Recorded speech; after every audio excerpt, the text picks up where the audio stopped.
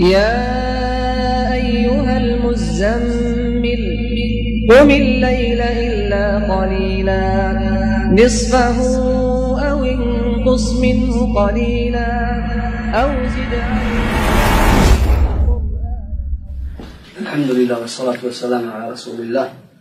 رب يسر ولا تعسر وتمم بالخير. رب اشرح لي صدري ويسر لي أمري واحلل عقدة من لساني يفقهوا قولي. اللهم لا علم لنا إلا ما علمتنا إنك أنت العليم الحكيم. السلام عليكم ورحمة الله وبركاته. Bugün Allah'ın izniyle tecvid dersimizde Allah muvaffak kıldı.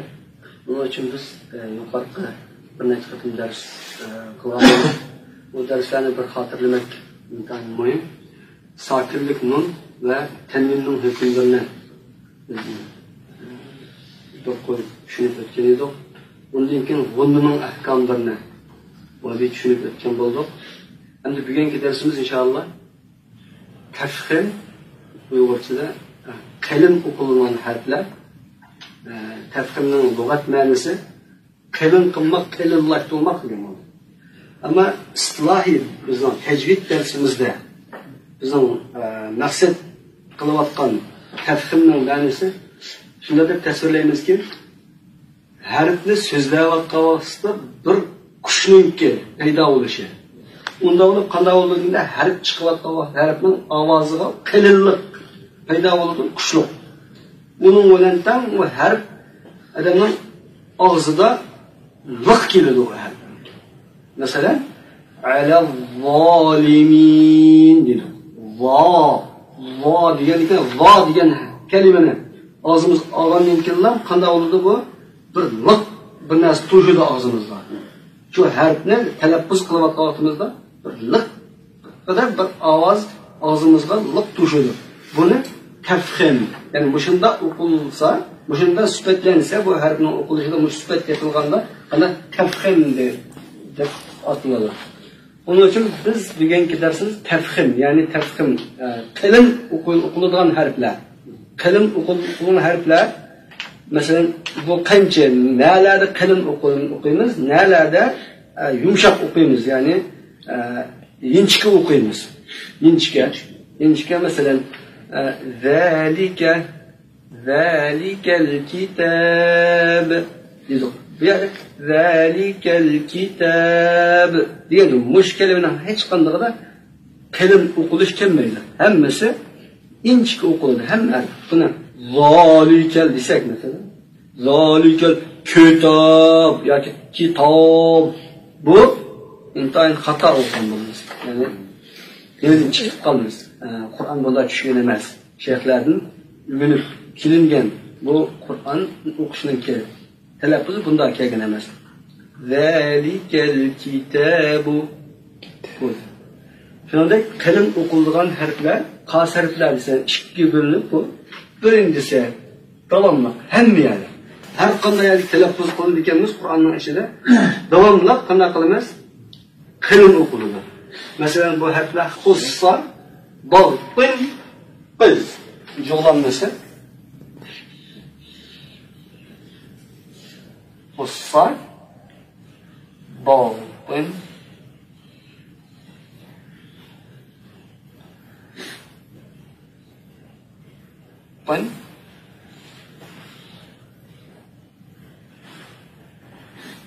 qil.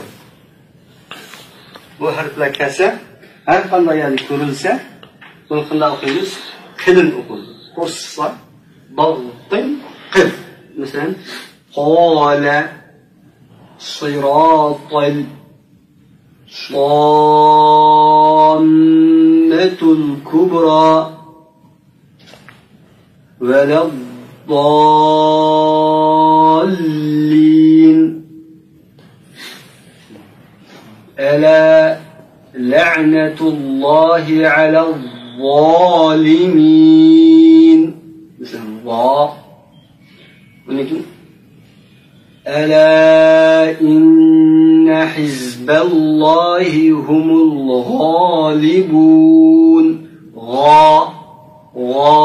غالبون وما أدراك ما leyletul qadr. Qaf. Lekin ulaika humul khasirun. Bu harflar yuqorida tasvirlanganidek qanday qilamiz? Naytda qalin talaffuz qilinadi. Endi buning darajalari 3 ga bo'linib, birinchi qachoniki bu harfning zavarlik bo'lgan vaqtida intan yuqori. Masalan, qala qul bu ikkinchi darajalik qalin o'qilishning ikkinchi darajasi. Mana birinchi qala, lekin mustaqim al mustaqim. Mana mustaqim. Dememizki al mustaqim degan olmaydi. İşte hata var. Mustaqim. Tüven derecede qalin o'qiladi. Kasrlik bo'lsa. Mesela ul zemmelik yoki pashlik bo'lsa, boshda o'rta hal darajada qalin o'qiladi.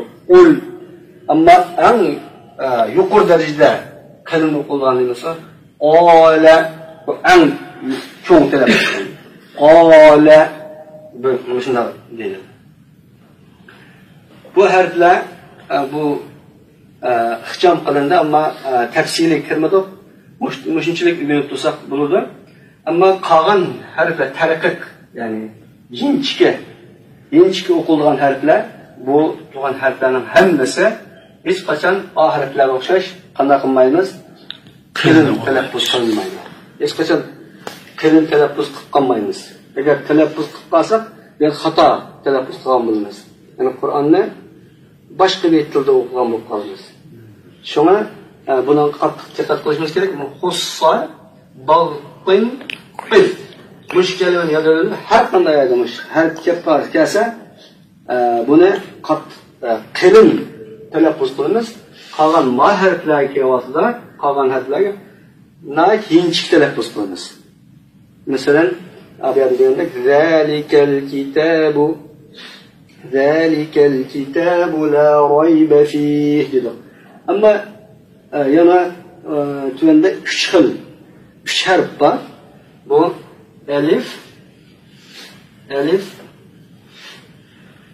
ra, lam. Bu 3 xil harf noman dedi. Her zaman qanday qilamiz? Qalin talaffuz qilinadi. Ma 3 harf, alif, ra, lam. Bu ba'zida qalin talaffuz qilinadi, ba'zida esa nefis talaffuz, inchik talaffuz qilinadi. Shu o'ringa qarab. Ma alif bilan lamninki talaffuz qilinishi qachon qalin talaffuz qilinadi, qachon yengil talaffuz qilinadi. Buni oson. Bu hozirlam tushunib ketalaymiz. Ammo ra kalima bu harf ra bu bir murakkab. Bunun dersini yani bir günlük ders olsakmı hazır edemeyiz. Bu qilib turdi. Ra'ninki yani bir qatimqi dersimizde inşallah bunu to'xtalamiz. Qachon alif bu qachon qalin talaffuz qilinadi desek, qussa, bag'tin, qil degan harflar oldida kelib, qana zavarlik harfga yondashsa, masalan, ola, masalan deyamaymiz-ki ola degan olmaydi. Uni bilan billalam, qop bilan billalam alif nima qanday qilamiz? Yo'g'on talaffuz qilamiz. Ola deymiz. Masalan, xosirun dedi.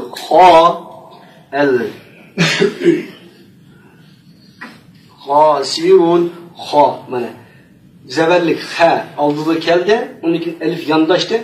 Alif bilan ha bilan billalam alif nima qanday qilamiz? Yo'g'on o'qiymiz. Qalin o'qiymiz. Xosirun bunun o'xshash boshqa mushu xussa, bag'tin, qil degan harflarning qandig'i mushu ha bilan qopqa yondashgandeklam alif yondashib kelsa, oldi zavarlik bo'lgan vaqtida buni qanday qilamiz? Yani qalin o'qiymiz. Mesela zalimun,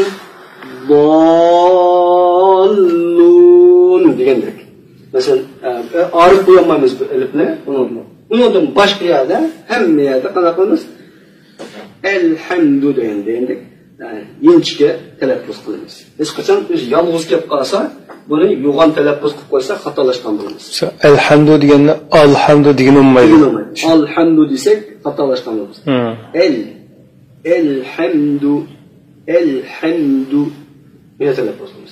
Ama lamның meselesi kelsek endi bu mu intayın asan bu lam fakat lafzul celale yani Allah diyen kelimeyi Allah diyen kelimeyi kirip aldı onunki lamның bismillah bismillah bu vasıta lam lafzul celale qana qilamiz nefis telaffuz qilinadi inchga telaffuz qilinadi bismillah. Ama kaçan bunu yoğun telaffuz kılınırsa qalallah